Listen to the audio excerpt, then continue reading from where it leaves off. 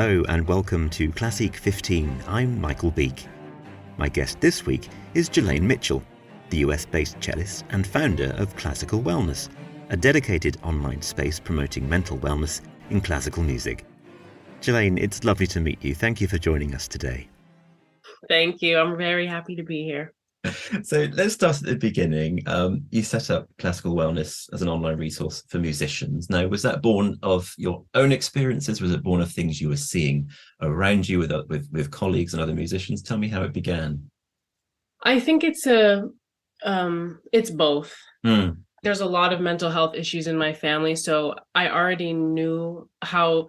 I didn't really realize how important it was until I started classical music. When I was 16, I started cello lessons and I took a gap year just to practice because, of course, if you're a musician, you have to practice 4 to 6 hours a day, and you can't do that if you're in school. So I took a gap year just to practice, and it started out fine, but I really quickly noticed that it wasn't like I couldn't do it.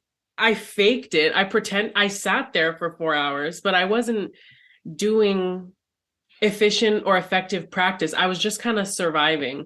And I started to feel all sorts of ways about that because from what I could see, everyone was doing that. Everyone was practicing these insane hours. And I couldn't. I was miserable, not only because it was too much for me, I think, at the time, but I also didn't have the right tools to actually practice correctly. Okay. I think I got more than the regular person, which I'm lucky about, but I still didn't know what exactly to do within those 4 hours. So a lot of things started suffering. I started having pain in my hands and my arms. I started having mental health problems because I felt terrible for taking a gap year and not having seemingly the capability to do it in this efficient and effective way. And when I went to conservatory, I noticed everyone else was struggling too, in the same way, same ways and in different ways. Everyone is just overworked, I'm seeing. Now that I have my degree, I kind of am looking at it as a bigger picture. And I think the problem is a lot of us are just being overworked and not being given the tools that we need to actually do this kind of stuff sustainably. So when I got to school and I saw that I wasn't the only one struggling, but everyone else was, and they were trying to hide it, I noticed, oh no, we got to do something about this. Definitely. And is that a mixture of the music, the work you're doing in the music, and sort of the outside world, the stresses of the outside world and paying bills and trying to just, live day to day? Yeah, it's really hard to be a musician, whether you're a professional or you're an aspiring musician. Maybe when you're a musician, you have a loan or something, or like you aren't in immediate danger, but maybe you are, and maybe you have to worry about paying your bills on time, or if you're going to be able to. And if you have a loan, you have to worry about, am I ever going to have enough money to like pay off this loan? Once you get to I started music school without really knowing about the money situation and about how orchestras the audiences are dwindling. And that's not something I think maybe it is talked about. Maybe I just wasn't aware, or maybe I didn't care because I love music so much. But I started worrying, for sure. I started worrying once I was in conservatory and I thought, oh, interesting. Everyone's busting their butts and not rich. I mean, with the amount of work I saw people doing, I would assume if you're doing that much work in any other field, you have a lot of money. So yeah, there's a payoff, isn't there? Yeah, there's a real payoff. And I think musicians do have an ability to make money if we're taught business classes. Like if we were taught how to start a business, how to find an audience, I think we would be fine. But I think we're on this specific path.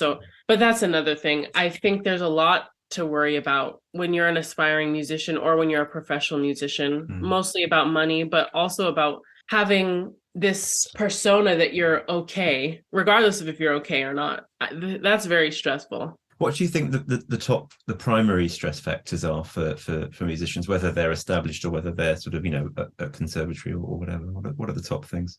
I'm not an expert on everybody's experience, Sure. but from what I've seen and what I experience, the most stressful thing is having this insane workload and not having the time or the space to relax, and feeling like if you do relax, you're somehow less serious or lacking work ethic. It's not just stressful, but it's really, really damaging over a long period of time. And there are a lot of ways that we're taught to avoid resting, and it's really bad. I think that's the most stressful thing. There are other stresses like how we're going to make money, but I think the mental aspects of not being allowed to rest, or, you know, those two violinists who make memes and stuff, they have this thing where they make fun of 40 hours of practice, or they jokingly say it. And of course it's a joke. Of course it's impossible, but that's like, there's a hint of truth in that. And that's why it's so funny, because they're poking fun. They're saying something that's impossible, but like, that's basically what we're supposed to do. Yeah. Like, we're supposed to be spending all of our time trying to become a musician. And if we're not, then we're going to be seen not only by our peers, but maybe by our teachers, maybe by the professionals in the music scene as less serious, because they all did that. They all completely ignored their health, maybe.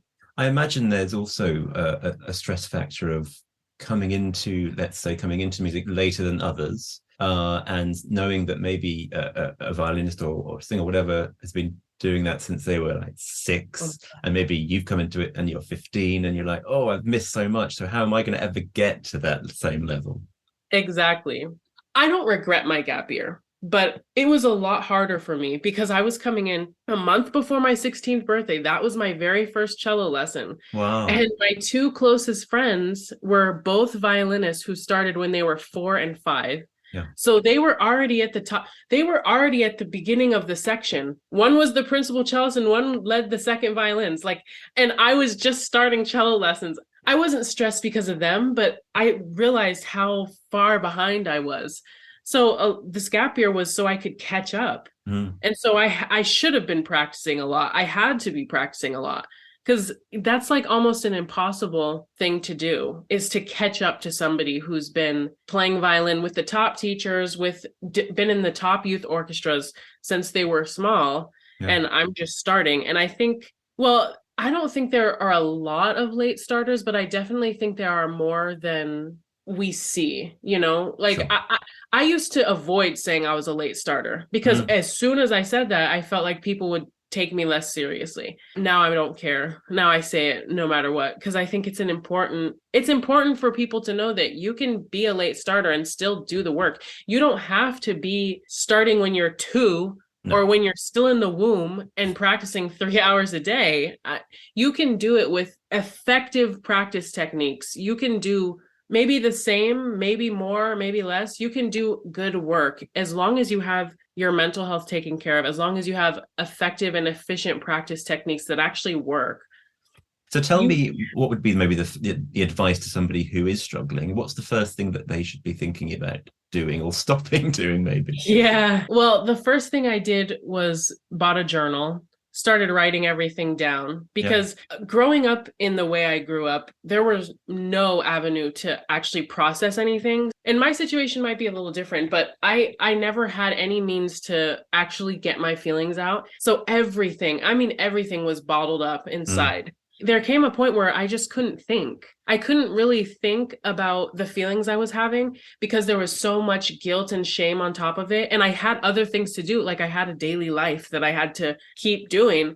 So I didn't have time to think. But when it got really bad, I just thought, okay, these thoughts need to go somewhere. I don't care if it doesn't make sense. I don't care if it looks like gibberish. These thoughts just have to go somewhere. And for me, that was the best thing I could have done. But looking back, I also could have talked to somebody. I got in therapy soon after that, because I thought, okay, after I had a journal for a few weeks, I'm like, okay, this is like more serious than a journal. Like, the journal helps, but it's not therapy. So I started taking therapy. Luckily, my insurance took it. I found a therapist that took my insurance, because I couldn't afford it. And many musicians, I feel like, maybe are money tight. So I don't want to say get therapy and spend $100 a week on it because that's insane. Mm. But there are therapists who will take your insurance. And of course, I'm talking about in the US. Of I don't course. know how it is in Europe or in the UK, insurance wise. I know it's actually really hard to get therapy in the Yeah, UK it is. because It of the is. NHS and the long wait lines. When I was there was a 9-month wait list Yeah, that's kind of the for way it works. anything. So it might be hard to get therapy if you're in a country that has free healthcare, but there are people at school that you can talk to that may or may not help. The point is you need to talk to somebody who you trust and who you know is not going to make you feel worse.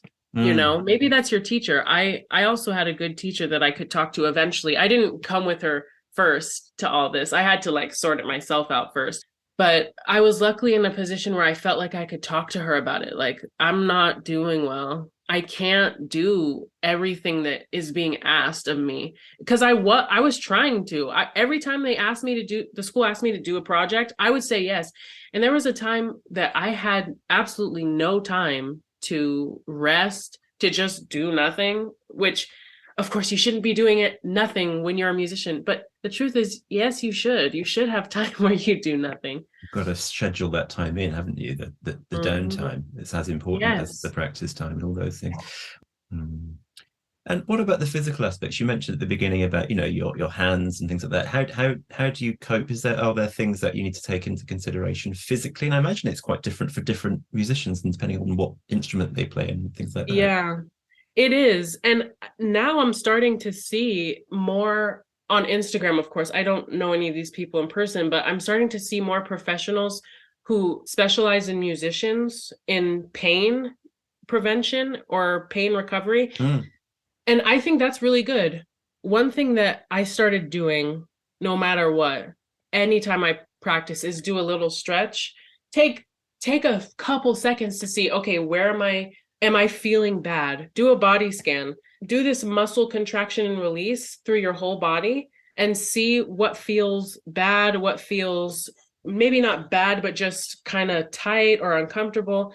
And pay attention and actively look for things in your practice that you can do that might help this pain. And if it's really bad, go see somebody. Everything can't be solved just by us. At some point we'll have to go see somebody for some help. Yeah. The thing with my hands, it was mild and I didn't ever push myself, not because I thought, oh, health and wellness. It was just because I didn't want to. Like, I didn't want to play if I was hurting. I didn't have that innate drive that I guess other people have to keep playing if something's hurting. I just couldn't do it. No. So it wasn't like I was always in this mental health and wellness thing. It was that I didn't want to do it and I felt bad about it. And that's why I started looking into the health and wellness, because I thought, why should I feel bad about not wanting to practice if I'm literally in pain? That's silly. Exactly. You've got to listen to your body. Yes.